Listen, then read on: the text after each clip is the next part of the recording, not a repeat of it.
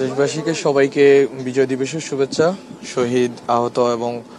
যারা বিভিন্ন উপায়ে বাংলাদেশের রাষ্ট্রের স্বাধীনতা সংগ্রামে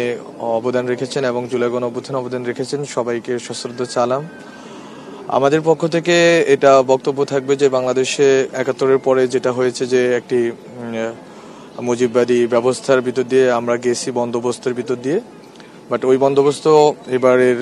গণঅভ্যুত্থানের ভিতর দিয়ে বন্দোবস্ত নস্যাৎ হয়েছে। আমরা আশা করি যে যেই বন্দোবস্তের কারণে বাংলাদেশ এতদিন পদানত রয়েছিল এবং বাংলাদেশের মানুষ গণতন্ত্র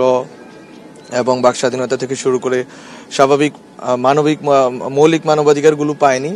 সেই ব্যবস্থা রদবদল হবে এবং বাংলাদেশের জনগণ সত্যিকার অর্থে স্বাধীনতা এবং এই স্বাধীনতা তারা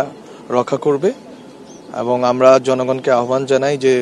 এবারের যে বিজয় অর্জিত হয়েছে ২,০০০-এর উপরে শহীদ এবং ৫০,০০০-এর কাছাকাছি আহতদের রক্তের বিনিময়ে এবং ত্যাগের বিনিময়ে এবং ৩০ লক্ষ শহীদ এবং অনেক মা বোনের সম্ভ্রমহানির বিনিময়ে আমরা যেই ৭১-এ যেই রাষ্ট্র পেয়েছিলাম, এই রাষ্ট্রকে পুনর্গঠনের সুযোগ আমরা যাতে কোনোভাবে অবহেলা না করি, আমরা যাতে এই ব্যাপারে খুবই দায়িত্বশীল আচরণ করি সব সংগঠন, রাজনৈতিক দল এবং মানুষ। এবং আমরা চাই যে এর ভিতর দিয়ে এবারের যে বিজয় দিবসে আমরা যেভাবে স্বাধীন মুক্তভাবে বিজয় দিবস উদযাপন করতে পারছি,